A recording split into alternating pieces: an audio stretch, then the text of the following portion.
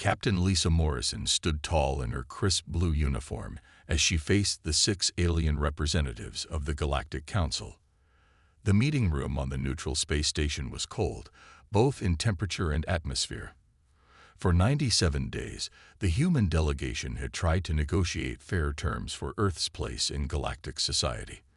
For 97 days, they had been talked down to, ignored, and treated like children. Today, that would end.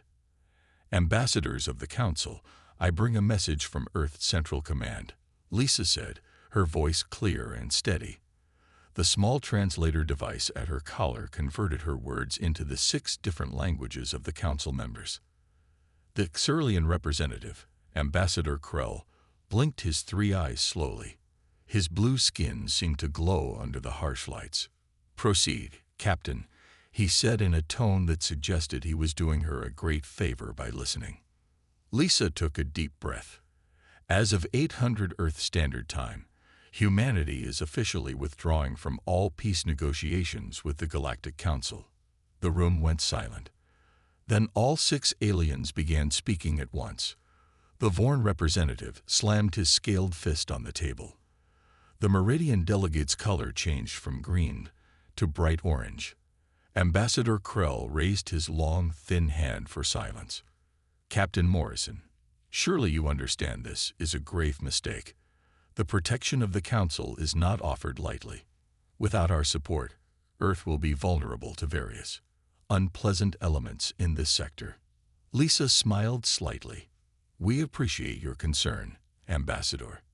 However, after careful consideration, we've decided that the current terms are unacceptable. We will not trade our technological innovations for second-class status in the galactic community. Your species has barely mastered faster-than-light travel," the Zeta representative said with a sound like grinding stones. "You have existed beyond your home planet for less than 200 years. The youngest Council race has been spacefaring for 2,000. Age does not equal wisdom," Lisa replied, "nor does it guarantee superior technology. We have contributed more breakthroughs in the past 50 years than some Council races have in centuries." The Pellerin ambassador, a tall insect-like being, clicked her mandibles. "Then why leave? If you believe your position is so strong, why not continue to negotiate?" "Because negotiation requires good faith from all parties," Lisa said simply. "We have seen none from the Council. You want our advancements without giving us an equal voice." Lisa pressed a button on her wrist device. Behind her, a holographic display showed the current positions of all human ships and stations across Council space. As we speak, all human citizens, ships, and technology are being withdrawn from Council territories. The process will be complete within 5 standard days. The Council members watched in stunned silence as the hundreds of blue dots representing human presence began to move, forming convoys and heading toward Earth-controlled space. "This is most unwise," Ambassador Krell said, his voice low and threatening. "The Council does not look kindly on races that reject our protection." Lisa met his gaze without flinching. "We are not rejecting your protection, Ambassador. We are rejecting your control. There is a difference." She stepped back from the table and gave a formal bow, a human gesture the aliens had come to recognize. "This concludes Earth's business with the Galactic Council. We wish you peace and prosperity." As Lisa turned to leave, the Meridian ambassador called out, "And where will humanity go? What will you do without Council trade routes and resources?" Lisa paused at the door and looked back. "We will do what humans have always done, Ambassador. We will find our own way." The door closed behind her with a soft hiss. Outside, Lisa's second-in-command, Major Ben Foster, waited. "How did they take it?" he asked. "Exactly as expected," Lisa replied. "They think we're making a terrible mistake." Ben smiled. "And Operation Silent Departure. Proceeding on schedule. All human ships and personnel will be clear of Council space within 5 days." "Then it's really happening," Ben said. "After all these years of planning." "Yes," Lisa said as they walked toward the docking bay where their shuttle waited. Now we find out if Earth Command was right. Either we force the Council to recognize our worth, or we stand alone, Ben finished. Lisa nodded. Let's go home, Major. We have a lot of work to do. Commander Jack Nichols stood on the bridge of the EDF Valiant, watching the stars streak by on the main view screen. The massive ship led a convoy of 27 human vessels, the last group to leave Council space. For 5 days straight, human ships had been jumping out in carefully organized waves, following the plan that Earth Command had developed over the past year. Status report, Jack called out, his deep voice steady despite the tension in the air. Lieutenant Samantha Green looked up from her console. All ships in formation, Commander. The Nelson and Phoenix are reporting minor engine issues, but nothing that will delay our jump.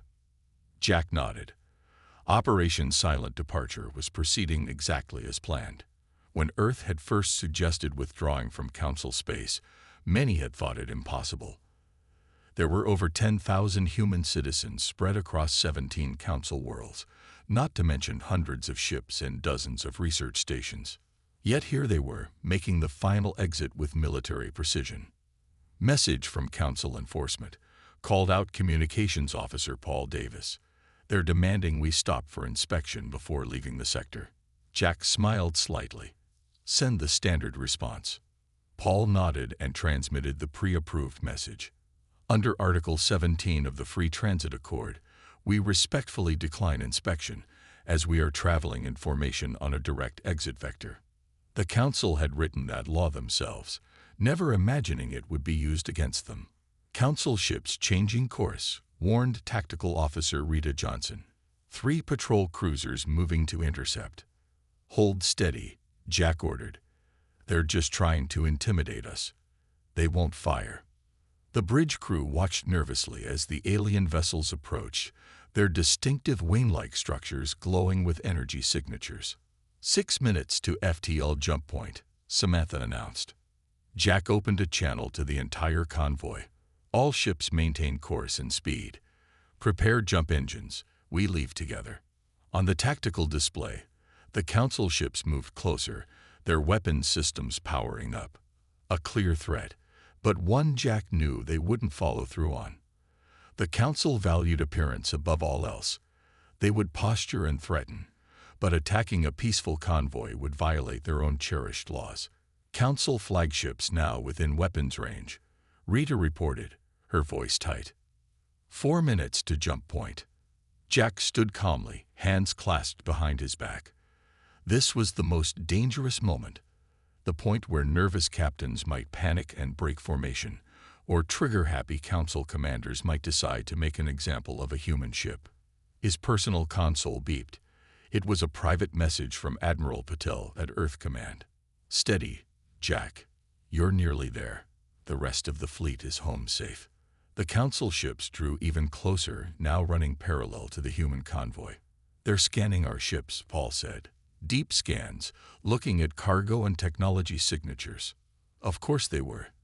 The Council had always been more interested in human technology than in humans themselves. Even now, they were probably trying to figure out exactly what innovations they would be losing access to. 2 minutes to jump point, Samantha called out. The largest Council ship suddenly accelerated, positioning itself directly in the convoy's path. Evasive action, Rita asked. Negative, Jack replied. Maintain course. It was a game of chicken now. The Council ship held its position as the seconds ticked by. 1 minute to jump. Jack opened a direct channel to the blocking vessel. Council ship, we are making a legal transit. Clear our path immediately. For several tense seconds, there was no response. Then, just as Jack was about to order emergency maneuvers, the alien ship moved aside. 30 seconds to jump. Jack allowed himself a small smile. Ladies and gentlemen, in half a minute, humanity will begin a new chapter. Independent of Council control for the first time since we reached the stars. The crew looked at each other, the weight of the moment sinking in. Initiating jump sequence, Samantha announced. 5, 4, 3, 2, 1. The stars on the view screen stretched into lines of light, and the Valiant, along with the entire convoy, vanished into FTL space, leaving Council territory behind. As the blue swirl of hyperspace surrounded them, Jack finally relaxed his shoulders. Set course for Earth, Lieutenant Green. Let's go home. 3 months after the human withdrawal, the great crystal chamber of the Galactic Council was filled with tension. First Speaker Zorath, with his tall crystalline body, called the emergency meeting to order. The 7 main council races were present, along with representatives from over 30 lesser worlds. This session will now begin, Zorath announced, his voice echoing through the vast space. We face a crisis that can no longer be ignored. The holographic displays in the center of the chamber activated, showing maps of the galaxy with red flashing points scattered throughout council space. In the 90 days since the human departure, we have recorded 43 major system failures across our territories, Zorath continued. 17 supply convoys have been lost due to hyperspace lane collapses. Power grids on 4 major hub worlds have failed. Trade is down 30%. Councillor Nekthar of the Draxian Imperium rose from his seat, his scaled body tensed with anger. We were assured that human technology could be replaced. Your experts claimed we could replicate their hyperspace stabilizers within weeks. My experts were wrong, Zorath admitted. The chamber filled with shocked murmurs. The first speaker rarely acknowledged errors. The humans built their systems with unusual methods. Our engineers cannot replicate their results. Representative Ilya of the Morrigan Collective stood next. Her slender, pale form seemed to glow under the chamber lights. The antimatter containment systems on our medical stations are failing. 3 have already gone dark. Thousands of patients are at risk. More voices joined in, each reporting new problems. Farm world production is down 60% without human irrigation systems. The defense grid protecting the Orion arm has started to degrade. Communication buoys are failing across the Perseus sector. Zorath raised his crystalline arms for silence. We understand the situation. The question is what we do about it. Ambassador Krell of the Xerlians, who had been at the final meeting with Captain Morrison, spoke softly. We must contact the humans. Bring them back. On what terms? Nekthar demanded. They left because they wanted full council membership. Such status has never been granted to a species so young. Yet they'd proved their worth through their absence, Krell replied. Look around you. Our mighty Galactic Council, ruling for 10,000 years, brought to crisis in just 3 months because we drove away one species. The chamber grew quiet as the truth of his words sank in. Even if we wanted to contact them, said Elder Vox of the Pellerin Hive, the humans have shut down all diplomatic channels. They do not answer our transmissions. Zorath gestured to a small figure standing in the shadows. We have found someone who may help. This is Trader Mira from the independent world of Nexus. She has maintained contact with the humans. A human-like woman with pale green skin stepped forward. The humans are not hiding, she said simply. They are building. My ships have observed massive construction at the edge of their territory. New stations, defense platforms, research facilities. They are preparing for something. For war against us? Nekthar asked, alarm in his voice. I do not believe so, Mira replied. They seem focused on the region beyond the Perseus arm, the empty zone. Zorath activated a new hologram showing the area Mira mentioned. Our long-range scans have detected unusual energy patterns there. Something is moving in the void between galaxies, something large. The council members stared at the readings, confusion and fear spreading through the chamber. 2 years ago, Krell said quietly, the human scientists presented a paper warning about energy anomalies in that exact region. We dismissed their concerns as theoretical. Zorath's crystalline form seemed to dim slightly. Then it appears we made 2 grave errors regarding humanity. We undervalued their contributions to our infrastructure, and we ignored their warnings about potential threats. What do we do now, First Speaker? Asked Representative Ilya. Zorath looked around the chamber, at the representatives of hundreds of worlds who depended on the Council's leadership. "We must swallow our pride," he said finally. "We must contact Earth and acknowledge our mistake. The stability of the galaxy may depend on it." Dr. Alan Winters frowned at the data scrolling across his screen. The dimming stars near the edge of the Perseus arm showed a clear pattern. He had seen this before, in his simulations 2 years ago, the same simulations the Galactic Council had dismissed as alarmist and lacking sufficient evidence. Now the evidence was undeniable. Something was consuming the energy of those stars. "Computer, send these readings to President Lane and the Defense Council," Alan said, rubbing his tired eyes. For 6 weeks straight, he had monitored the deep space sensors from Earth's most remote observation post. The door to his lab slid open, and his assistant Kevin Porter hurried in. "Dr. Winters, you need to see this." Kevin placed a data tablet on the desk. It showed an urgent transmission from a trading vessel near the Perseus boundary. The footage was grainy, but clear enough to see a dark, shifting cloud moving between star systems. Where it passed, lights dimmed. "The Void Collective," Alan whispered. "It's really here." The term was his own creation, a name for the theoretical entity he had warned the Council about. A silicon-based consciousness that fed directly on stellar energy, consuming it like humans consumed food. "How long until it reaches Council space?" Kevin asked. Alan ran a quick calculation. At its current speed, less than 2 months. "And it's accelerating." Kevin looked worried. "What about our colonies?" "The quantum barriers should hold," Alan replied. "We've had them in place since our first readings showed the collective moving this way. But the Council worlds," he shook his head. "The quantum barrier technology was humanity's newest innovation, a way to redirect energy flow around protected areas. The Council had been interested in it during the peace talks, but only as a power regulation system. They had never believed Alan's warnings about what it was really designed to stop." The lab's communication system chimed. "Dr. Winters, this is President Lane. I've reviewed your data. The Defense Council is assembling now. Your presence is requested." Alan straightened his lab coat. "I'm on my way, Madam President." 30 minutes later, Alan stood in the circular chamber of the Earth Defense Council. The room was filled with military officers and government officials. President Victoria Lane sat at the head of the table, her gray hair pulled back in a tight bun, her expression serious. "Dr. Winters, please explain the situation to those who haven't seen your report," she said. Alan stepped forward and activated the room's holographic system. A 3-dimensional map of the galaxy appeared, with a dark mass creeping toward Council space.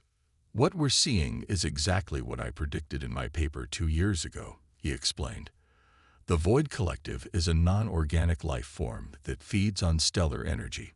It doesn't seem to be malicious. It's simply hungry, and stars are its food." Admiral Frank Nelson leaned forward. "And our quantum barriers will protect Earth." "Yes," Alan confirmed. "We've already deployed them around our most vulnerable colonies. The barriers bend energy flows around protected space, essentially making those areas invisible to the collective." "And the Council worlds?" asked Secretary of Defense Henry Russell. "Without similar protection?" Alan shook his head. "They'll be devastated. The collective will drain their stars, causing massive power failures, agricultural collapse, possibly even altered planetary orbits." The room fell silent as the implications sank in. President Lane broke the silence. "We've just received a transmission from the Galactic Council, their first official contact since our withdrawal." She activated a message on her tablet. First Speaker Zorath's crystalline face appeared. "People of Earth, we face an unprecedented threat from an anomaly in the Perseus arm. Our scientists are unable to develop an effective response. We request your assistance in this matter." There was no mention of the humans' previous warnings, no acknowledgement that Earth scientists had predicted this very threat, just a simple request for help. President Lane looked around the table. Opinions. Secretary Russell smiled slightly. Well, they certainly didn't waste time admitting they need us once things got serious. The question is, said President Lane, her eyes fixed on the holographic display of the approaching threat, what do we ask for in return? The Great Council chamber was silent as Ambassador Ryan Doyle finished presenting Earth's conditions. The human stood calm and confident in his blue diplomatic uniform, showing none of the nervousness most species felt when addressing the full Galactic Council. To summarize, Ryan said, his voice clear in the vast space, Earth will provide the quantum barrier technology and expertise to combat the Void Collective under these three conditions. First, humanity will receive full council membership with equal voting rights. Second, all human-developed technologies will remain under human ownership with fair payment for their use. Third, Earth space will be recognized as sovereign and protected from all council interference. First Speaker Zorath's crystalline form seemed to dim slightly. These terms were unprecedented. In 10,000 years, no species had joined the Council without first serving centuries as junior members. These demands are extreme, Zorath said finally. Ryan's expression didn't change.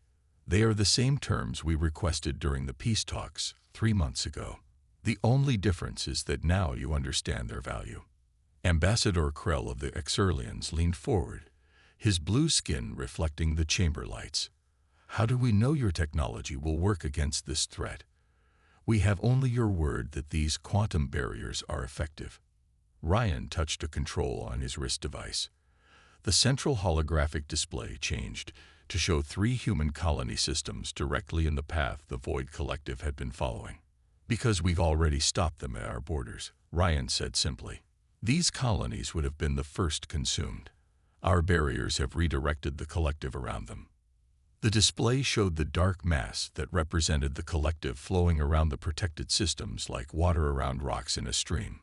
The council members murmured among themselves, impressed despite their reluctance to show it. The collective will reach your core worlds in approximately 6 weeks, Ryan continued. We can deploy our barrier technology in half that time, but only if we begin immediately, and only if our terms are accepted. Councillor Nekthar of the Draxian Imperium hissed in frustration. This borders on extortion, human. Ryan turned to face him directly. No, Councillor. This is negotiation between equals, something the Council refused to consider before. You valued our technology, but not our voice. Now you understand that they come together. Elder Vox of the Pellerin Hive raised a thin limb. What guarantees do we have that you won't abandon us again if we agree to these terms? The same guarantee you have with any council member, Ryan replied. Our word and our shared interest in galactic stability. Humanity doesn't seek dominance, only equality. Representative Ilya of the Morrigan Collective spoke next, her voice soft but carrying throughout the chamber. 300 billion lives depend on our decision today. Pride seems a poor reason. Colonel Olivia Mason tried to keep her patience as she explained the deployment plan for the 5th time. The Joint Command Vessel orbited the Draxian homeworld, the first major system in the Void Collective's path. The quantum barriers must be arranged in layers, she said, pointing to the holographic display. A single barrier will eventually fail under the Collective's energy drain. Multiple overlapping fields create a stronger defense. Admiral Kragnar of the Draxian fleet rumbled his disapproval. His large-scaled body seemed to take up half the command center. This spreads our ships too thin. It goes against all standard defense tactics. Standard tactics don't work against the Collective, Olivia replied firmly. It doesn't think like we do. It follows energy patterns, not strategic. Admiral Kragnar's scales rippled in a gesture of respect. It seems we have much to learn from humans after all. The Grand Conclave was the largest gathering of species in known galactic history. Representatives from over 800 worlds filled the massive council chamber, each eager to witness the historic event. After 10,000 years, the Galactic Council was adding a new full member. Ambassador Ryan Doyle and President Victoria Lane stood on the ceremonial platform. President Lane wore the formal white uniform of Earth's highest office, Her gray hair was arranged simply, and her posture was straight and dignified. First Speaker Zorith stood opposite them, holding the Charter of Recognition, a physical document etched on crystal in the tradition of the Council's founding. Today marks a new chapter in galactic history, Zorith announced, his voice carrying to every corner of the chamber. For the first time, the Council recognizes that wisdom and contribution matter more than age and tradition. The silence in the room was complete as Zorith continued. The people of Earth have proven their value not only through their technology, but through their foresight and willingness to help others, even those who once dismissed them. President Lane accepted the charter with appropriate solemnity. On behalf of Earth and all human colonies, we accept full membership in the Galactic Council. We pledge to work toward the peace and prosperity of all sentient beings. The formal words completed, the chamber erupted in sounds of approval from hundreds of species. Many of the younger races were particularly enthusiastic. They had watched Earth rise from junior status to full council membership in mere months, rather than the centuries it normally required. After the ceremony, a reception was held in the council's great hall. Ryan found himself surrounded by representatives from dozens of worlds, all eager to speak with Earth's ambassador. The Belosian Union would be interested in discussing direct trade agreements, said one reptilian diplomat. The Vega Confederation seeks human expertise in power management, added another. Ryan handled each approach diplomatically, but inside he felt a growing sense of satisfaction. The strategy had worked better than anyone on Earth had anticipated. Not only had they gained council membership, but they were becoming the center of a new network of alliances. Across the room, President Lane was speaking with Secretary of Defense Henry Russell while greeting various dignitaries. "We're becoming the center of a new power block," Russell observed quietly. "The established races don't see it yet, but the old hierarchy is changing." Victoria nodded slightly. That was always part of the plan, not to take control, but to transform. The galaxy needs a more balanced structure to face what's coming. "And what is coming?" asked a curious yellow-skinned Pellerin diplomat who had approached during their conversation. Victoria smiled diplomatically. "The Void Collective is merely the first of several cosmic phenomena we've been monitoring. The universe is far stranger than the Council has been willing to acknowledge." The Pellerin's compound eyes widened. "You have detected other threats." "Not threats, necessarily," Victoria clarified. "Just realities that require preparation and cooperation, which is why the old Council model needed to evolve." Later that evening, Ryan found Ambassador Krell observing the reception from a quiet corner. "Quite a change from our last meeting," Ryan said as he joined the Xerlian. Krell's three eyes blinked slowly. "Indeed. I admit I did not expect to see a human president addressing the Council as an equal so soon, or ever," Ryan suggested with a small smile. "Perhaps," Krell admitted. "The Council has existed for millennia with little change. Then humanity arrived, and in less than a century, transformed everything. Change was inevitable," Ryan said. "We just accelerated it." Krell studied him carefully. "Was withdrawing from the peace talks always part of the plan? Did you know the Council would eventually have no choice but to accept your terms?"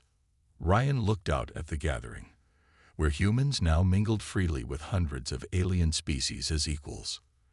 "Let's just say we understood something the Council didn't," he replied.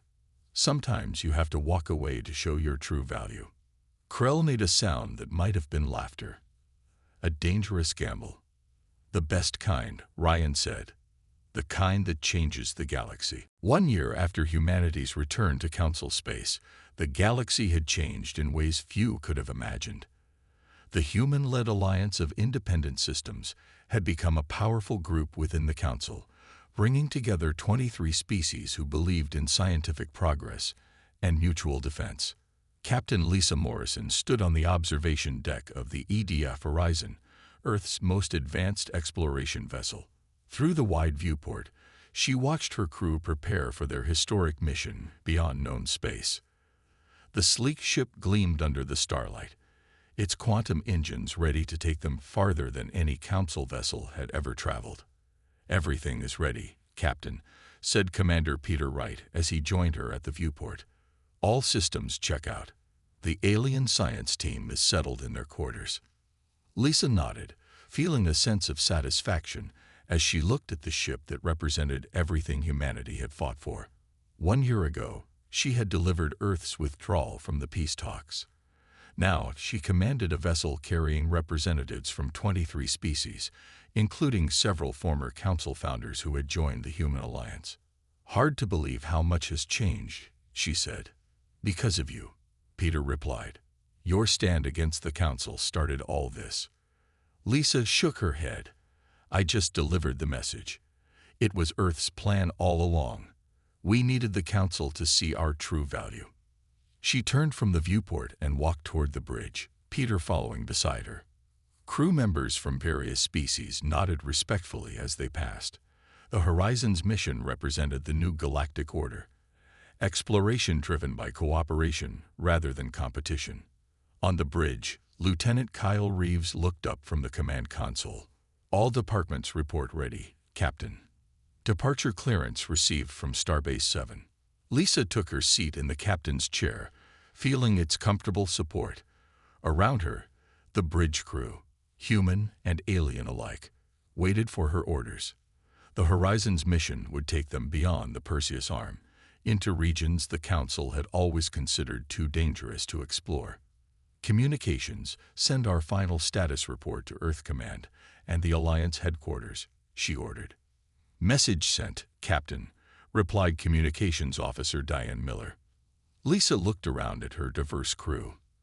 A Xerlian navigator worked alongside a human tactical officer. A Pellerin sensor specialist chatted quietly with a Draxian engineer. This integration would have been unthinkable before the crisis with the Void Collective. "You know," Lisa said to Peter, who stood at her right side, "when I delivered our withdrawal from the peace talks, I worried we might be isolating ourselves. Instead, we forced the galaxy to recognize our worth," Peter replied, "and created something better than before." Lisa nodded.